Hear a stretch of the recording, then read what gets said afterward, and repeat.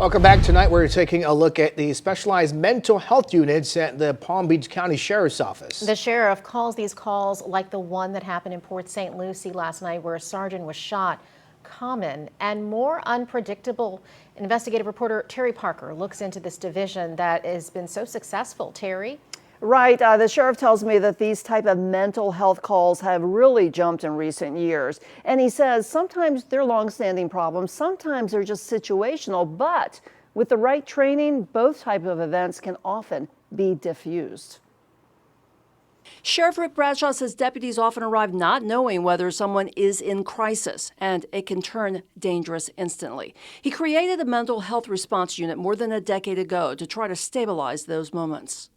And they can respond there and hopefully de-escalate the situation, talk to the people, and get it to where it needs to be. Now, that being said, that doesn't alleviate the fact that sometimes you'll drive up and the person is going to start shooting at you regardless, and then you got to do what you have to do.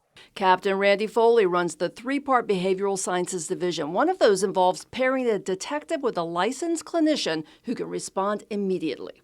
What we do is we have a co-responder model where we have a plainclothes detective and a clinician, licensed clinician that is employed by the sheriff's office, and they respond in real time, 24/7, to calls that may be a threat to the community or themselves, and see what law enforcement needs to do to intervene to prevent the violence from happening. Foley says many calls are not ongoing mental health problems, but emotional, situational crises like evictions or divorce. And the public can play a major role by speaking up early if they notice someone spiraling. In addition to the specialized mental health teams, the department has a training team at the jail and 911 dispatch. We train all the law enforcement dispatchers and corrections agents in Palm Beach County on how to de-escalate verbally and what to look for in signs for mental illness or crisis and how to properly talk and react to people to prevent it from getting violent.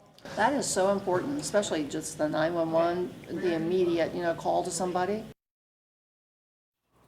And both Captain Foley and the sheriff say that prevention is really key here, getting help to people before a situation could turn violent. And they really do urge you, if you notice anyone in your family, a neighbor, or anyone who seems like they might be spiraling or even acting oddly, don't hesitate to call 911 because, as you can see, they do have these teams that can come out and help, not only in the moment, but oftentimes with ongoing training and help. Terry Parker, WPBF 25 News.